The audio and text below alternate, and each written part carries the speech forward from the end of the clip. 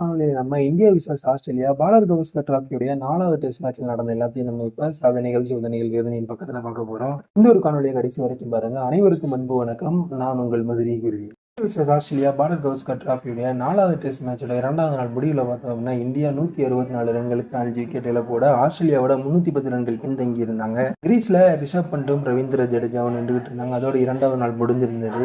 2 பேர் நிதானமா ஆடுனாங்க அப்படின்னா இந்தியாவுக்கு இந்த லீடை வேகமாவே குறைச்சிட்டு இந்தியா ட்ரையல்ல போயிருன்ற மாதிரி நிறைய நம்பிக்கையோட இந்த ஒரு நாள் ஆரம்பிச்சிச்சுன்னே சொல்லணும். மட்டும் இல்லாம ஆரம்பிச்ச கொஞ்ச நேரம் பார்த்தோம் அப்படின்னா நல்லாவே தான் ஆடிக்கிட்டு இருந்தாங்க ரிஷப் பண்ட்டும் ரவீந்திர ஜடேஜாவும். எந்தெந்த பாலை விடணுமோ அந்தந்த பாலை விட்டு எந்தெந்த பால்ல ரன் அடிக்கணும் அந்தந்த பால்ல ரன் அடிச்சுட்டு விளையாண்டு இருந்தாங்கன்னு தான் சொல்லணும். இந்த மேட்ச் நல்லா போய்கிட்டு இருந்தாலும் கூட மேட்ச் ஆரம்பிச்சு அரை மணி நேரத்துக்கு அப்புறமா பார்த்தோம் அப்படின்னா ரிஷப் பண்ட் தன்னோட சுயரூபத்தை காட்ட ஆரம்பிச்சிட்டாரு. காட்டின அந்த சுயரூபம் பார்த்தோம் அப்படின்னா இந்தியன் ஃபேன்ஸ் எவ்வளவு பாதிச்சோ என்னவோ தெரியாது.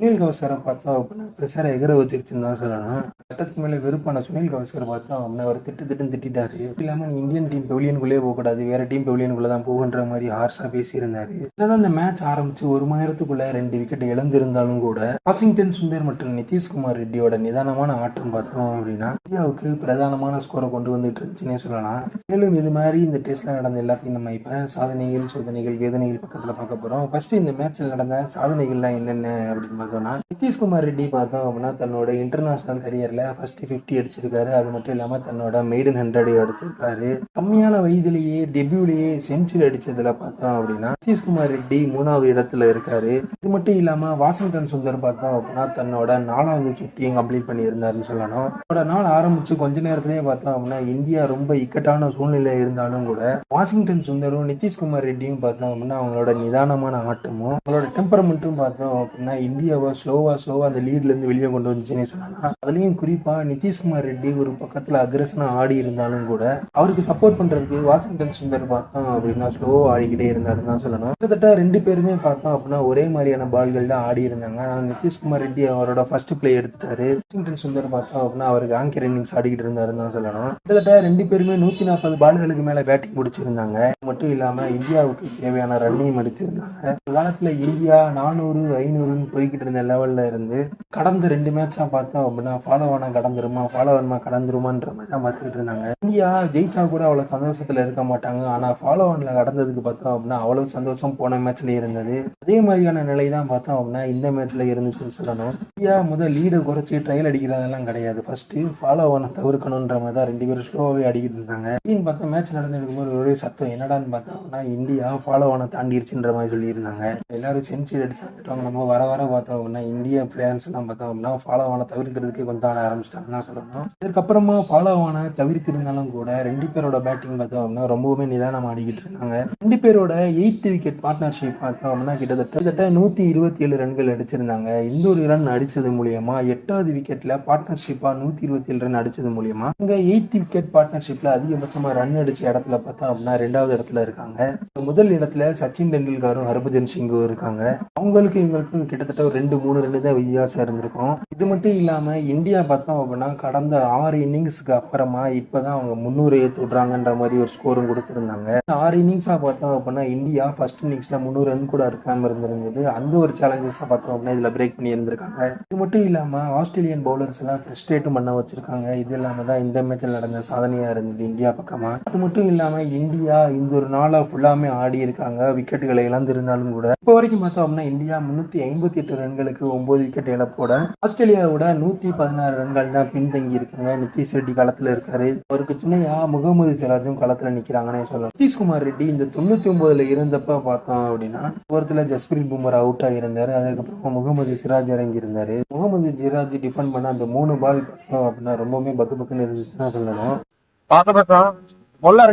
எப்படி இருந்தோ தெரியாது அந்த ஃபீல்ட்ல நின்று இருந்த நிதிஷ்குமார் ரெட்டிக்கு அவங்க அப்பாவுக்குமே பார்த்தோம் அப்படின்னா ரொம்பவும் பதட்டமா இருந்துச்சுன்னு தான் சொல்லணும். நிதிஷ்குமார் ரெட்டி 100 அடிச்சு செலிப்ரேட் பண்றதுக்கு நிதிஷ்குமார் ரெட்டி தான் அடுத்த செஞ்சுரியை செலிப்ரேட் பண்றதுக்கு முன்னாடியே பார்த்தோம் அப்படின்னா அங்க இருந்த கிரௌட் எல்லாம் முகமது சிராஜ் அந்த 2 பாலை டிஃபெண்ட் பண்ணதுக்கு ரொம்பவுமே சீர் பண்ணாங்கன்னு தான் சொல்லணும். அப்புறமா அடுத்த ஓவர்ல பேட்டிங் பிடிக்கும்போது போல் அண்ட் பால் போட்டார். அந்த பால் பார்த்தோம்னா நேரா போய் காலில் பட்டுருந்தது ஸ்டெம்புக்கு அபோவ் போய். அதுக்கப்புறமா நிதானமான நிதிஷ்குமார் ரெட்டி பார்த்தோம் அப்படின்னா சிங்கிள் எதுவும் எடுக்காம ஒரே ஒரு 4 மட்டும் தன்னோட மெய்டன் 100 முடிச்சிருந்தாரு.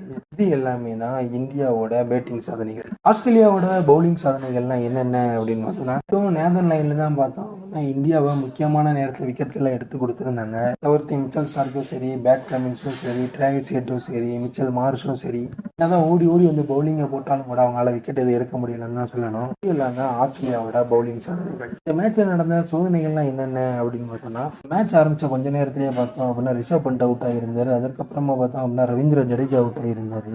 மட்டும் இல்லாம லீடு பார்த்தோம் அப்படின்னா ரொம்பவுமே கூட இருந்துச்சு. இந்தியன் டீமுக்கு கொஞ்சம் பதட்டத்தை கொடுத்துச்சுன்னே சொல்லணும். இந்த பதட்டங்கள் கொஞ்சம் இருந்தாலும் கூட இன்னும் சில பதட்டங்கள்லாம் இருந்தது. எதுக்கு தெரியல, எதுக்கு இருந்தாலும் ரன் ஓடிக்கிட்டே இருந்தாங்க. ரன் ஓடினாலும் பரவாயில்ல, கிட்டத்தட்ட பாதியில ஓடி திருப்பி திருப்பி கிரீஸுக்கும் போய்கிட்டு இருந்தாங்க. குறிப்பா சொல்லணும் அப்படின்னா இந்தியன் பேட்டர்ஸ் பார்த்தோம் அப்படின்னா ஆஸ்திரேலியாவுக்கு நிறைய ரன் அவுட் சான்ஸ்களுக்கு வாய்ப்பு கொடுத்தாங்கன்னு தான் சொல்லணும். ஒரு முறையும் ரன்னை வந்துட்டு பாதிலே கட் பண்ணலாம் திருப்பி ஓடும்போது பார்த்தோம் அப்படின்னா இந்தியன் டக் அவுட்ஸை ரொம்பவுமே பதட்டமா வச்சிருந்துச்சுன்னு தான் சொல்லணும். மட்டும் இல்லாம மிச்சல் ஸ்டாருக்கான திணுசான பவுலிங், வாஷிங்டன் சுந்தர் பேட்ல போட்டு திணுசா பிறந்த பால் எல்லாம் பார்த்தோம் அப்படின்னா இந்தியாவுக்கு இக்கட்டான நேரத்துல நிறைய சோதனைகளா இருந்துச்சுன்னு சொல்லணும். குறிப்பா இவங்களோட ஆரம்பமே பார்த்தோம் அப்படின்னா ஏதாச்சும் ஃபாலோ ஆன தவிர்க்கணும்ன்றத மாதிரி தான் விளையாண்டு இருந்தாங்க.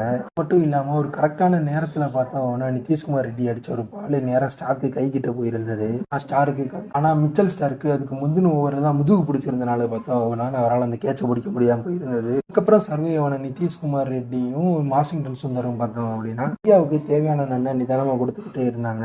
அடிக்கிற ஒவ்வொரு பாலும் இவங்க லீவ் பண்ற ஒவ்வொரு பாலும் இவங்க வேஸ்ட் பண்ற ஒவ்வொரு பாலும் பார்த்தோம் அப்படின்னா ஆஸ்திரேலியன் பவுலர்ஸுக்கெல்லாம் ரொம்பவே வெறியாயிருச்சுன்னு சொல்லணும். எவ்வளவு வெறியாச்சு அப்படின்னா முக்கியமான பவுலரான ஸ்டார்க்கு, கமின்ஸ், போலண்ட் எல்லாம் பார்த்து ஒரு கட்டத்துக்கு மேல வெறுப்பாகி ரெஸ்ட் இல்லாம ரொம்ப எல்லாம் ஸ்ட்ரெயின் வர மாதிரி ஆயிடுச்சதுனால டிராவிஸ் ஹெட், மார்ஸுக்கெல்லாம் பவுலிங் கொடுத்து வேற யாருக்காச்சும் பவுலிங் தெரிஞ்சிருந்தா அவங்க கொடுத்துருப்பாங்க போல. இந்த ஒரு ஃப்ரஸ்ட்ரேஷனுக்கு இந்தியன் பேட்டர்ஸ் எல்லாம் பார்த்தா அவங்களை தள்ளிட்டாங்கன்னே சொல்லணும். இதற்கப்புறமா ஒரு முக்கியமான நேரத்துல பார்த்தா அப்படின்னா 50 ரன் அடிச்சிருந்த நிலையில வாஷிங்டன் சுந்தரா பார்த்தோம் அப்படின்னா நேதன் லைன் விக்கெட் எடுத்திருந்தாரு. ஒரு விக்கெட் எடுத்தோடனே பார்த்தோம் அப்படின்னா ஆஸ்திரேலியன் பவுலர்ஸ் எல்லாம் குஷியாக ஆரம்பிச்சாங்க. அதற்கப்புறமே பார்த்தோம் அப்படின்னா கமின்ஸ் வந்துட்டாரு, மிச்சல் ஸ்டார்க் வந்திருந்தாங்க. நிதிஷ்குமார் ரெட்டியோட நர்வஸ் 90ஸும் பும்ராவோட கேட்சும் பார்த்தோம் அப்படின்னா இந்த மேட்சை கொஞ்சம் நேரம் அப்படியே ஃப்ரீஸ் ஆகிருச்சுன்னு தான் சொல்லணும். அதுக்கப்புறம் சிராஜ் வந்தது, அவர் அதை டிஃபெண்ட் பண்ணது. அதற்கப்புறம் நிதிஷ்குமார் ரெட்டி தன்னோட மெய்டன் 100 ஃபினிஷ் பண்ணதுக்கு அப்புறமா தான் இந்தியன் டக் அவுட்டே ரொம்பவுமே நிதானமாகச்சுன்னே சொல்லணும். இது எல்லாமே தான் இந்த மேட்சில் நடந்த சோதனைகள். இந்த மேட்சில் நடந்த வேதனைகள்லாம் என்னென்ன அப்படின்னு பார்த்தோம்னா ரிஷப் பண்டோட அந்த ஒரு தவறுதலான ஷாட் பார்த்தோம் அப்படின்னா ரொம்பவுமே வேதனை கொடுத்துச்சுன்னு தான் சொல்லணும். இந்தியா ரொம்பவுமே இக்கட்டான நிலையில இருக்கும்போது அந்த ஒரு ஷாட்டை ஏற்கனவே ட்ரை பண்ணாரு, ஒரு ரிவர்ஸ் ரேம் ஷாட்டு. அந்த ஒரு பால் கனெக்ட் ஆகல. ஆனால் அடுத்த பாலே பார்த்தோம் அப்படின்னா அதே மாதிரி ஒரு பால் அடிக்க போயிட்டு ஒரு பால் லீடிங் எச் ஆகி பேக்ல இருந்த நேதர்லாந்து கேட்ச் கொடுத்துருந்தாங்க. இந்த ஒரு கேட்ச் மூலியமா பார்த்தோம் அப்படின்னா இந்தியன் தகவல் கொஞ்சம் சைலண்ட் ஆயிருச்சு. அது மட்டும் இல்லாம கமெண்டேட்டர்ல இருந்த சுனில் கவாஸ்கர் பார்த்தோம் அப்படின்னா ரிஷப் பண்ட் மேல ரொம்பவுமே கோபமா இருந்தாருன்னு சொல்லணும். அது மட்டும் இல்லாம அவர் பேச்சையே பார்த்தோம் அப்படின்னா நீதான்டா டிரைவர், உன்னை தான்டா வச்சு ஓட்டவனே, அந்த வழியா தானே போத்து, இந்த வழியா நான் எதுக்கு போக சொல்றேன், ஆரடியாக்குறான்னு பார்த்துட்டு தான் இந்த கிடத்துக்கிடவில் நிற்கிறேன். களத்துக்குள்ள இறங்கி ரிஷப் பண்ட போய் அடிச்சுடுவாரு போல, அந்த மாதிரி கோபத்தில் இருந்தாருன்னு தான் சொல்லணும். கமெண்ட்ரிலாம் பார்த்தோம்னா ஸ்டூபிட் இந்த மாதிரி தான் அடிக்கணுமா, எந்த மாதிரியான நிலையில இருக்கு, எதுக்கு இந்த தேவையில்லாத ஷாட்டு, ஆல்ரெடி இந்த ஷாட்டுக்கு போய் தான் கனெக்ட் ஆகலை, திருப்பியுமா இந்த மாதிரி அடிப்பாங்க, இந்த மாதிரி யோசிக்க வேண்டியாமா இந்தியா எந்த நிலையில இருக்கு, நம்ம எந்த மாதிரி கொண்டு போகணும்னு. ரிஷப் பண்ணிட்டு அவுட் ஆனதுக்கு அப்புறம் இந்தியனோட பெவிலியனுக்குள்ள போகக்கூடாது, வேற டீமோட பெவிலியனுக்குள்ள போங்கன்ற மாதிரி ரொம்பவே கோபத்தில் சொல்லியிருந்தாங்க சொல்லணும். இது பாலாறு, நாங்க கோலாறு. Boomer uncle, yes come on uncle. அதுக்கப்புறமா முழுக்க வேதனைகள் பார்த்தோம் அப்படின்னா ஆஸ்திரேலியன் சைட்ல தான் இருந்துச்சுன்னு சொல்லணும். கிட்டத்தட்ட வாஷிங்டன் சுந்தரும் நிதிஷ்குமார் ரெட்டி மட்டுமே பார்த்தோம் அப்படின்னா 140-150 பால்கள் வரைக்குமே பிடிச்சிருந்தாங்க. வாஷிங்டன் சுந்தரோட அந்த ஒரு பொறுமை பார்த்தோம் அப்படின்னா ஆஸ்திரேலியன் பவுலர்ஸுக்கு ரொம்பவுமே ஃப்ரஸ்ட்ரேஷன் கொடுத்துச்சுன்னு சொல்லணும். இது எல்லாமே தான் இந்த மேட்ச்ல நடந்த வேதனை. மொத்தத்துல இந்த மேட்சை பத்தி ஒரு வரியில சொல்லணும் அப்படின்னா நிதிஷ்குமார் ரெட்டி ஃபிளவர் இல்ல ஃபயர் நிரூபிச்சிருந்தாரு. ஒரு அடிச்சது மூலியமா பார்த்தோம் அப்படின்னா நிதிஷ்குமார் ரெட்டி ஃபயர் கிடையாது, ஒயில்டு ஃபயர்ன்றதை நிரூபிச்சிருந்தாருன்னு சொல்லணும்.